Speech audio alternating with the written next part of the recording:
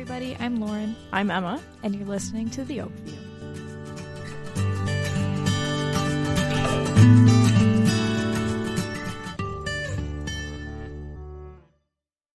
On this episode, we're going to kind of talk about how we grew up, with the overall theme being our values in life. That's the main theme and topic of this episode. So Emma's going to give a quick disclaimer. Yeah, so Lauren and I really understand that we grew up in a very privileged neighborhood, and it's not something that we're unaware of. We grew up in really great school systems, we had good families, and we just want to make that clear that our interest in learning about who we are as friends and as people is with that in mind. Absolutely. So Emma and I are best friends. We always have been. We grew up 3 houses down from one another, so we are neighborhood best friends. We would call each other every day, go to each other's houses nonstop. That's kind of what we're talking about. Yeah. And it's something that we feel that the connection we have is valuable. Yeah, and we were really a part of each other's families growing up. Absolutely. So, our households were pretty different, but we're both the youngest of 3 siblings. We had a blast together. Mm-hmm. We went to the same schools, but our school is pretty big, so we weren't in the same classes together, and we had different groups of friends growing up. Right. But we do know each other very well, and obviously have stuck around with each other for years. For 20 plus years. And I think, the reason why we started this was also because, our interests in each other. I went away to college. You went away to college. We've been growing over the years, and I'm like, Lauren, what's up? Like, what are you doing now? Like, how are you doing this life? We both have jobs. Our nucleus that we would say is our family in that neighborhood is no longer what that is. And exactly. I want to know, like, who we are as people now compared to, like, what we were when we were kids. And I think that's going to be fun because I feel like we're both very different people. But also this perspective, like, I have not changed as much as you have. Yeah, that's very true. In life. And I think that's interesting because we grew up in the same area. So what made me evolve into this person and what made you evolve into your person? Exactly. And I think what's also interesting is just we have a very large perspective on being a woman, about being people in the STEM field. We have interests of our own that go beyond just, every day. Like, I know that, recycling and the environment is really a big passion of yours. And, like, weird, quirky things about me is, like, I love Avatar: The Last Airbender. So, like, I want to talk about these conversations. I want to range in intensity between, like, really, valuable concepts about how do we get young girls to love STEM to, let me tell you why, if you're not an Avatar fan, you're a loser. Just saying. And I think this is a great way to do that. Yeah, this is our lead-in. So this is the Oakview, the beginnings. Like, just here's our background so you can understand more about us, where we're coming from, and identify with our values as people. Yeah. So let's start off with this question, Emma. Uh-oh. Well, maybe, do you want to describe each other as children? Yeah, I think so. First? I know we tried that in the first episode, but I think it's interesting to try it every time. I think it's fun. Yeah, I think it's fun. And because, like, we see each other once a week, so it might change based off of the stuff that we're dealing with that week too. That could be interesting. And that just the idea of, like, somebody can know you better than you know yourself. Absolutely. Or at least observe different things that you didn't realize about yourself. And at least at these ages of growing up from, preschool to graduating high school. Yeah. We know each other and we are involved in each other's lives so much that whatever we say is very valid. Absolutely. And that developmental process is huge. Who do you want to go first? I want to describe you first. Okay. Okay. So Lauren has always been, I hit my notebook. Lauren has always been a really happy-go-lucky kid. I always thought that you had like a positive outlook on everything that you did as a kid. And I really envied your ability to just kind of go with the flow. I think that comes with like, you know, a lot of your personality stems from like your family values, but you were quirky. You loved to pick out your own outfits, even though if they didn't match, and that was cool. And I wanted to be just like you. You had the best backpack. Your shoes were always in style. You always had the best laugh, and you still do. They're going to think I was like a cool person. You were cool. Well, you were cool to me. Like we were like, you know, in the early 2000s, our outfits as young kids were, you know. Bring it back. Bring it back. Girl. We had overalls. Come on. But I think the thing about you that has like always been like how I describe you is you were very consistent. You know, you it's not that you were boring, you were just someone that liked what your routine was. You know, you would go to school, you'd come home and do homework, but like you were always ready to play on the weekends, and we were very creative, and you know, you were in theater, and you were an artist, and you painted a lot, so like you were very like in tune with that creative side of you, which is so cool because now you're an engineer, and I love that about you. Yeah, isn't that funny? It's so funny. But I think Lauren was definitely a very consistent friend. Like, she was exactly who she said she was. She never lied to me. She was always honest about what she thought of me. And that really helped me to stay accountable for being your friend. And I think that's why we're friends till this day. What do you think? I agree. Of course you do. No, I think that was good. I think that was like pretty accurate. Yeah. And I take that as a compliment. So thank you. Well, it's definitely a compliment. All right. Hit me. Okay. So Emma's a child. I am a child. Not consistent. Not like that you weren't a consistent person. You were a little all over the place. You were Still am. Yeah. A little bit of a firecracker, kind of a rebellious kid. You really challenged your family like rules and norms, but also, you know, you spent a lot of your creative ways figuring out who you were growing up. So you had these phases of trying out these different personalities and personas, and like to figure out who you are, which is probably why your values have differed more than mine.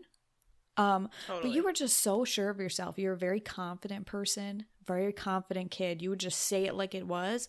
And you would also challenge anything that wasn't right. Like if somebody was bullying or if somebody wasn't doing something that was like nice, Emma would be the kid who could like just boldly look somebody in the eye and be like, why did you do that? Which like kids don't do that. Kids don't like ask that. Like that's what adults do, right? Like for a little girl to look you in the eye face to face, your peer, and be like, why did you do that? Not like, what did you do? Or like, what were you thinking? Like you were like, no, I want to know why. Like what caused you? And when you're a little kid, that's scary because you're like, I don't know, you know, like you just do stupid stuff, and you're like, because you're learning. But that's just like an example of you being bold like that. I think that is very accurate. But I think that's crazy. I never pictured myself to be that kind of confident child. I don't recall being that kind of confident child. So I think it's really cool that you think that of me and you remember those moments. Yeah. I mean, am I like that now? That's a good question. I think, yeah, you still call people out, but maybe you've learned like the better tones to do it in as you grew older. I'm more kind. Or like better ways to approach those conversations. Like, hey, you know what I mean? This is probably not the best idea. But obviously, what is wrong with you? Now that we're older and you grow and you weed out your friends and like you surround yourself with a support system, then you don't have to do those things as much, right? Not You're as not in frequent. an environment where you have to be like learning with other people how to behave. You know what? That's a really good point, because I was thinking about that the other day, about how I was talking to Kelly, a friend of mine who's a doctor for animals, And we were saying that being a friend over time is something that you learn to do like driving a car. It's natural because you play off of each other, right? Like, I know that the kind of conversations that we have, I might not be able to necessarily have those conversations with other people, not because I'm not sharing with you, just because I'm aware of who you are and your values, and I respect you enough to be like, you know what, Lauren doesn't really want to know that, or that's not funny for Lauren. You know, and I'm not really saying just, you as a person. Like you have different kinds of conversations with different people. Yeah, and I think that's really important that as you get older, you recognize those conversations evolve and change through the friendships and the relationships. And that's how working with good people works out for you in your jobs, in your families, with strangers. And like, maybe it's just you and me, but like, I'm kind no matter what.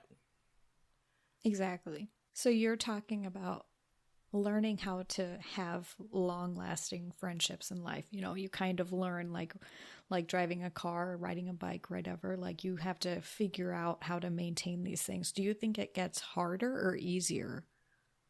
I think it gets harder. Yeah. Because as a child, at least I felt that, like, as a child, it was black and white, right? Like, if Susie on the playground pushed me and I said, yo, what was that about? And she's like, I don't like your hair. I'd be like, well, Susie and I can't be friends, because that's like a really nasty, like, personality trait. Versus now, if someone pushed me, I would find that to be the most outrageous behavior, right? Like, why would you do that? And the more complicated it is because as adults, we have that awareness. So there's constantly those little pieces of gray area. And yeah, and you just have to be conscious of a lot more things. Things are easier growing up. Like, for you, for example, like, you're married now, right? So, like, I'm not just expecting you to disregard your husband's values and opinions. I'm not like, well, screw that. Like, you're my friend. You can do whatever you want. Like, I need to be aware that, like, you have to have that in mind. The same thing goes for, like, it's kind of being, like, empathetic, too, and learning how to do that over time. I think empathy is a growth trait. I think, like, married friends, and even, like, don't you hate it when your good friends have friends that you don't like? Doesn't that just, like, yes. Ugh. Yeah, I do. And I think that the worst? That's the worst conversation to have, too. Especially when you, like, Lauren, if, for example, if you had a friend who I despised, but I love you so much that I trust that your judgment is okay, I think I would loathe that person until you got rid of them. Right? Because you don't trust them. I don't trust them. And it's all about behavior and how they react around me and you, because, like, my opinion, and how they treat other people and treat you and treat your friend. Yeah. And I don't know if, like, this is something that I just expect in my friends, but I always hope that their significant others like me. Of course. And I have some friends whose significant others could care less if they liked me or not. And that puts tension on our friendship. Because then I go, okay, well, if I don't really matter, then I don't know how to navigate that. Because I don't think that, I mean, you tell me, because you're married now. In a marriage, your relationship with your husband is being a friend, is being a partner, is being someone that's a confidant, and then being my friend. I don't have that relationship with Tim, but I respect your relationship with Tim to know that Tim's a very valuable person to you. Therefore, he is a valuable person to me. Because if he doesn't act a certain way, I'm going to be like, yo, Lauren, like, what is happening? But I also can't be like, divorce him. How dare you? Well, I'm glad you guys get along so well. Yeah. So I just want to lighten it up a little bit, and I want to talk about when we were growing up on our street. Okay. Okay, so we lived on the same street. We lived really within like a 5 to 10 minute walk to the nearest park. And come on. Okay, I'm an architect. We lived in a typical suburban zone. Developments, all the houses look pretty much the same.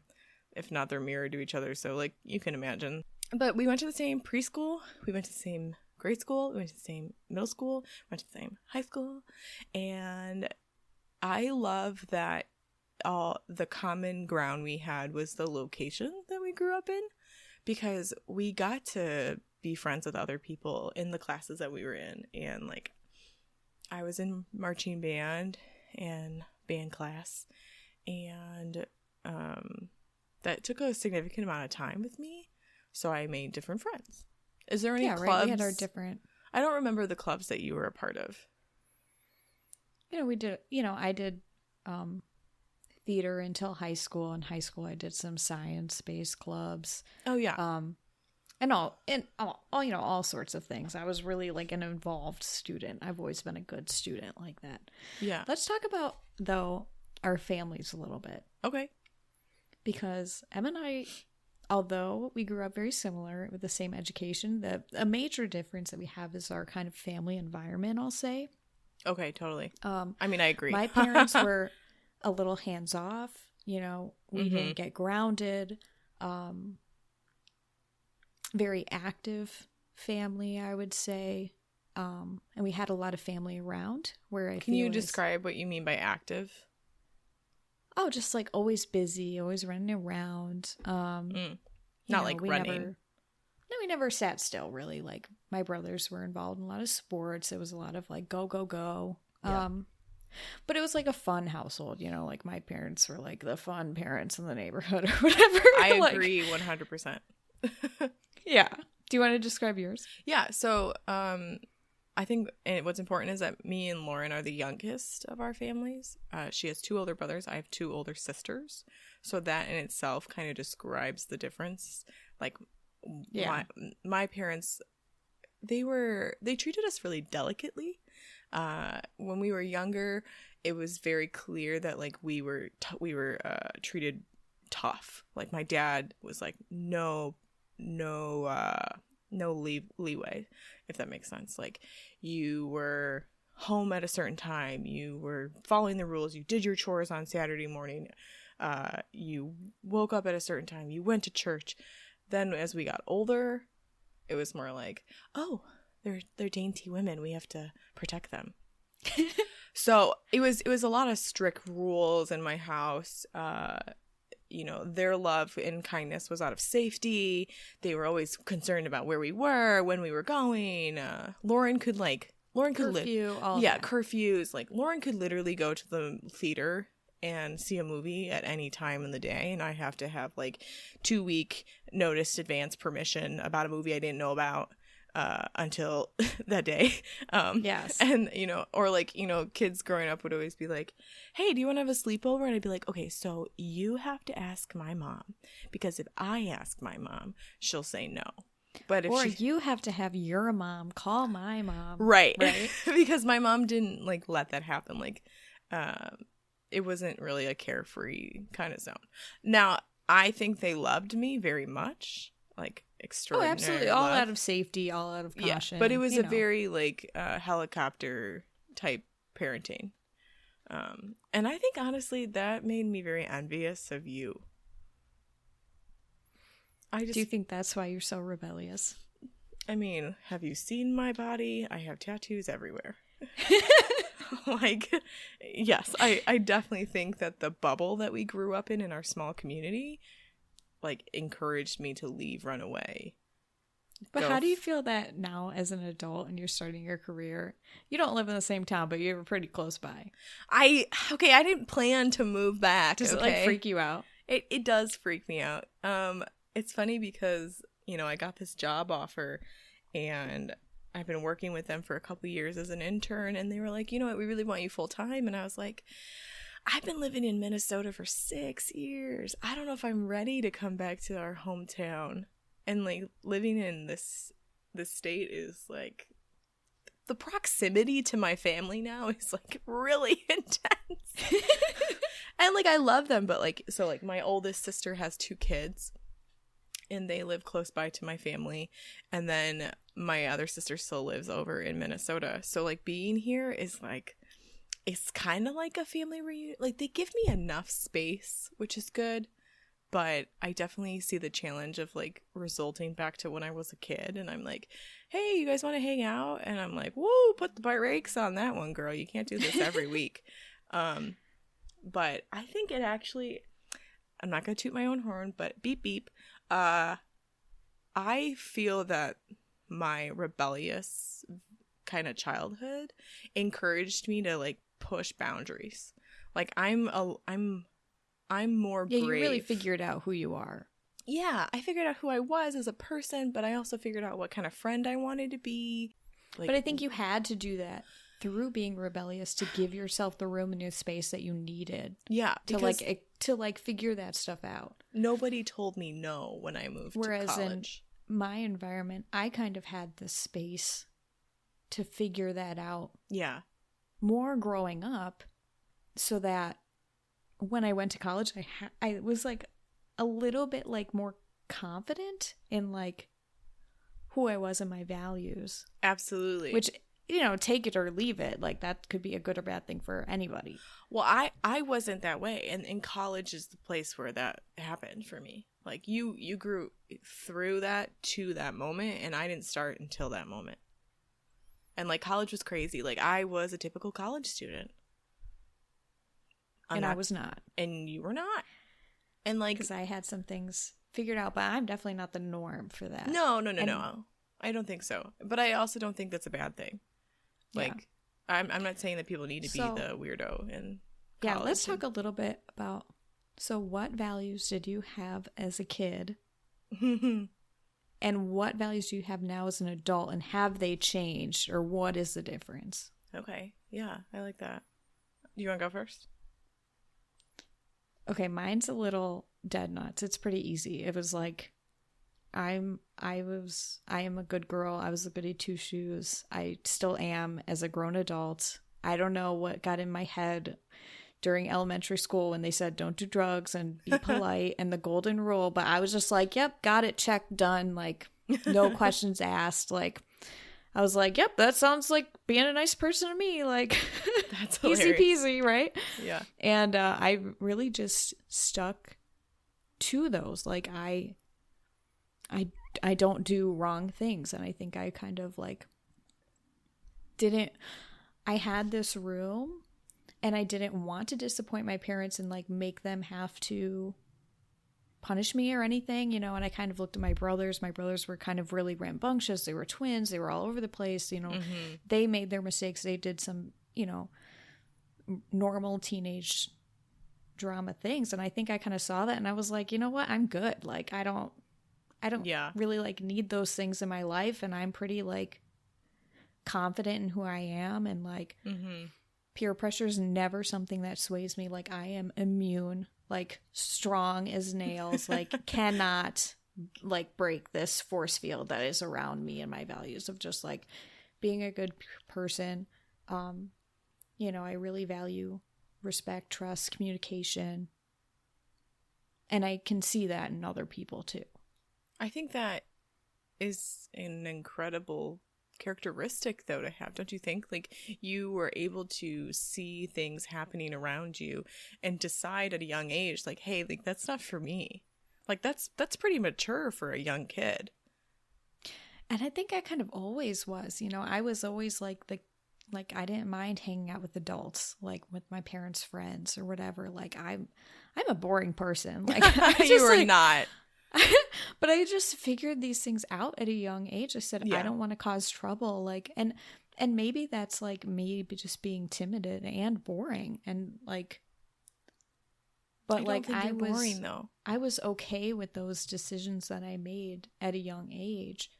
And when I saw other people act out of those things and be and mistreat people, I recognized that and I said, that's not me and that's not something I need to emulate. And I think that's why I valued you so much. It's like you were very like, you know what? That's not something I want to be a part of.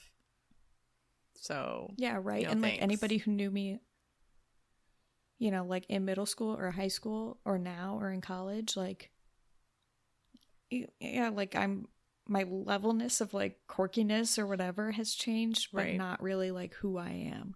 Yeah, and I think that is something that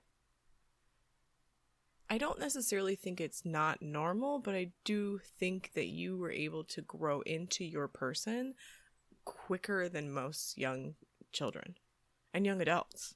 I think that's a really good explanation. Like I grew into being myself. Like, because I was always myself at a young age, it didn't fit the persona of the young grade schooler, but it does fit the persona of an adult. Yes. And I just had it. But talk about yourself a little bit, because I feel like you have a very different answer to this question. I mean, I do. I recognized probably early college a huge shift in my person. I walked into freshman year believing all of the things I grew up believing.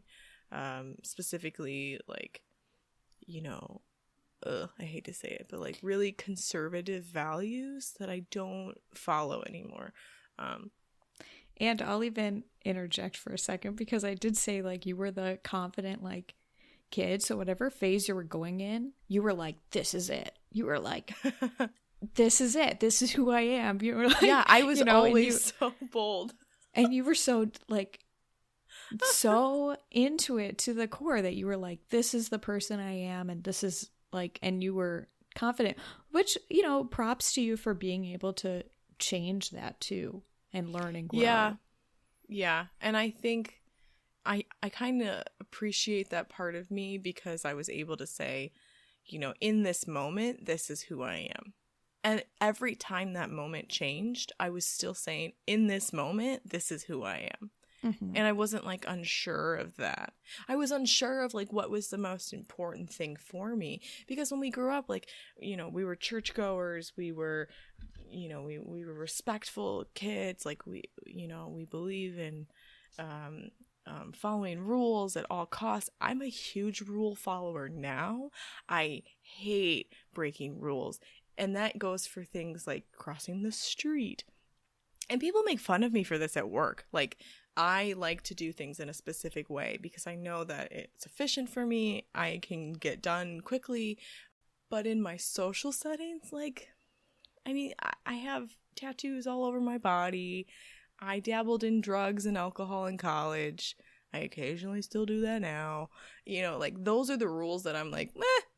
Like, who cares? Because I think there's like a, I think as I grew older, I recognized that who I am in front of important people is not who I necessarily am on the side. And in some ways, I kind of think about, you know, how everyone's like, oh, do you have a phone voice? Like, do you answer the phone when you're at work? And it's just like, hi, this is Emma. Oh, yeah, thank you for calling.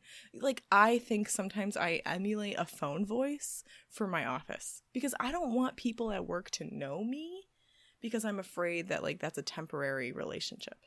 I think a lot of people feel that way. Totally. Okay, so things that I think that are important is, I think, consistency and like kindness and loyalty have always been instilled with me as a child. Like, you show up for people, you are empathetic to people's stories, you are kind to the stranger on the corner. But when I went to college and I was like, whoa, let's do this, like, I don't need to be home by 11, I started to like challenge myself, and I got into a place where I think I was so nervous of all of the changes that when I was in and out of a relationship, I started to reflect a little bit and be like, I don't believe that anymore. I don't believe these specifics are important anymore. I don't believe that I need to be a wife with kids. I don't believe that I need to go to church every day, every week. I don't believe in the necessities of wearing conservative clothing anymore. Now, I'm very aware of the situations where I need to be, you know, aware of what's appropriate and what's not.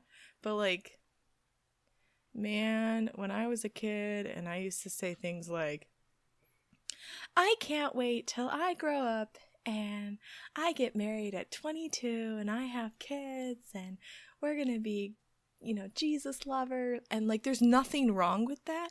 But it's so funny to me that like, I was so confident in that person that I look at her now and I go, if only you knew the challenges that you were going to meet.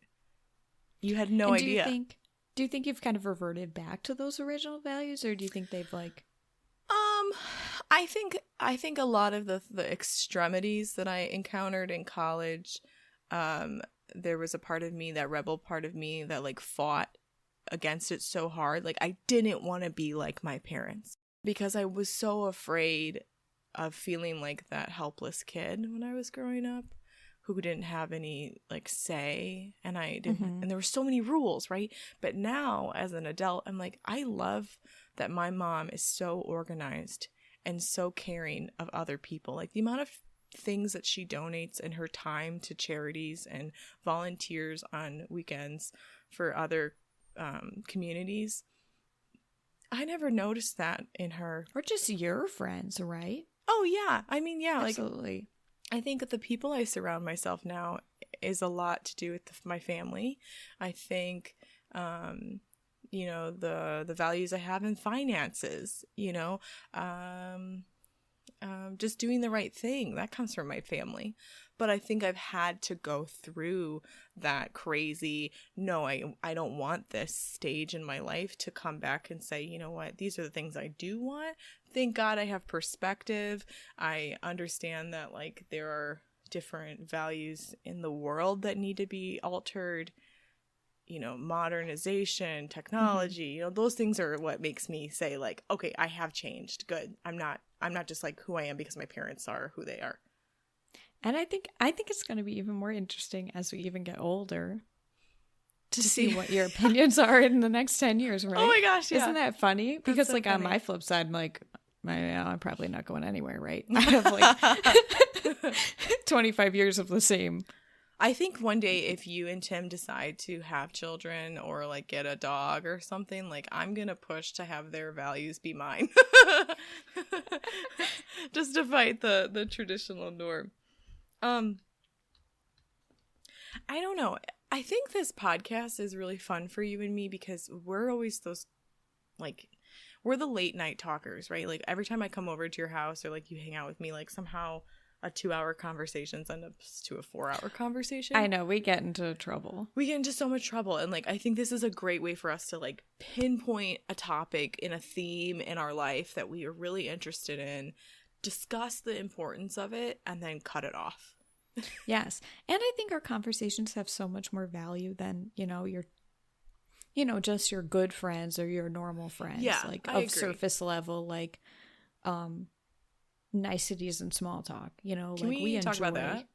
Well, yeah, of course. Like we enjoy having these meaningful conversations that mean more to us, and they help us be better friends. They help us understand each other better so that we can continue to be better. Yeah. But also just like better people and the other friends that you have that you can't really be like, oh, hey, what are your values, right? That would be kind of weird if I just like, they'd be like brought that up to my friend I just made this year or whatever.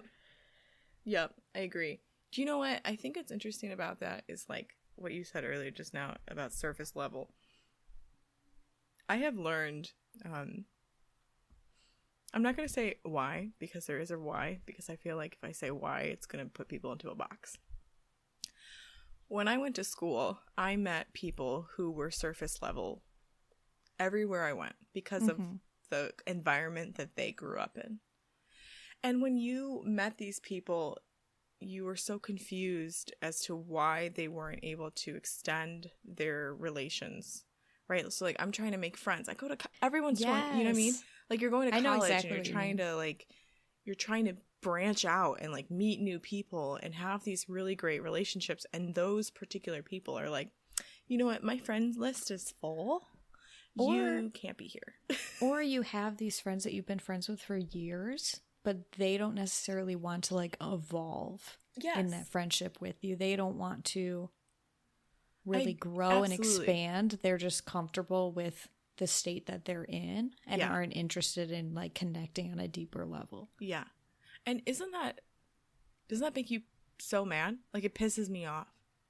Yeah, I mean, and that, like, that could be hurtful in the right combination at the right time in your life. Like, if you didn't see that coming, and then you kind of have this, like, eyes open realization, like, wow, like, this person is the same as when I met them. And, like, they just have only the need for this surface level, superficial, materialistic lifestyle and conversation. Like, that's the only thing we'll ever talk about. Yeah. And you know what? I like that you said they're the same as when you met them, because you might be similar to who you have been your whole life, but you are not the same person. Like, you I was just going to say that. Like, maybe that's hypocritical of me. I don't think so, because at least biased perspective, I am your best friend. As much as you're like, I am the same person, I'm the kind girl, I'm the goody good, I'm the boring, I don't do anything new. No. You have always been evolving and growing into a person that you like. Your attitude towards certain complicated, really intense, anxiety-thrilled experiences, you do not react the same way as you did when you were 10 years old. Oh, absolutely. Like, yeah. You know, and I would hope that that's the case. Maybe I shouldn't say I'm the same person, but, like, I have the same core values that have never changed, but I have evolved, but you have similar and grown interests and learned a lot, right? Like, yeah, I had the college shock of, like, I didn't want anything to change. Everything really scared me. There's all these experiences going around that I didn't fit into, and I wanted to cling to something familiar, and that wasn't always available. So that was, like, a hard transition, but then you grow and you learn and adapt, and, like, it makes you better, I would say. It does. I think it does. And I think you have become a person that you're proud of. You know, there's nothing. I think so in certain situations. And I think I can cater to people's needs. I think that's a skill, and I think we're really good at it. Now, some people would take that as a negative, right? Because, like, I can use that to manipulate people to do things that I want them to do. Okay, but also, this is what I tell my coworkers all the time. This is one of my life sayings. If you are a nice person, people do not mind doing nice things for you. Period. As in, like, if I'm always kind to you and I'm like, hey, could you refill the paper in the copier? People like doing things for me because I treat people well. You know, when you put good energy into the world, good energy is going to come back to you one way or another. And I think this is a great way for us to kind of circle back and say, like, we're hoping that this is good energy that we're putting into the world. Holla. And I think that other people might resonate. You know what? I don't even care if nobody listens. If my mom listens, like I said before, hello, Mom. Thank you for coming. Thank you. Just know that I love you. But also, I think it's so... I don't think in our climate, people are doing a lot of self-reflecting. They're not acknowledging the failures that they have. They're not acknowledging the flaws in their life. And I think this is a great way for you and me to check each other. Yeah. And I don't want to, you know, I hope I'm wrong in saying this, but I don't think these conversations are the norm in every friendship and best friendship. I don't think so. I think people like to just let things settle as what they are. So I hope we're going the extra mile here. And kind of thought-provoking others. Yeah. I love these conversations between people that I care about because I want to know who you are when you're alone. I think this is a great way to wrap up because... Even though we don't want to. I think as we continue to talk to each other and to the world, we're going to show our personalities, really how we handle the conversations that we talk about. And I think they're going to really see the person that I see in you and you see in me. Yeah. When we're intentional here, it can help us be intentional elsewhere. Yeah, I think the difference, though, with us here and elsewhere is that I'm usually in PJs. And this is a safe space. We're normally making sleepover forts. and we're watching Disney movies. Like we're pretty Yeah, much, we couldn't be more comfortable now. Yeah, I think that says a lot to our confidence as how old we are, and just doing this podcast has made us think more intentionally. I love the depth that we're getting into, and I love that we're experiencing this is growth. Yeah. All right. Well, this has been another episode of the Oakview. Thanks for listening. See you next week. Bye, guys. Thanks again for listening to The Oakview. You can follow Lauren and Emma on Instagram at The Oakview Podcast, OAKVIEW, or email us at theoakviewpodcast@gmail.com.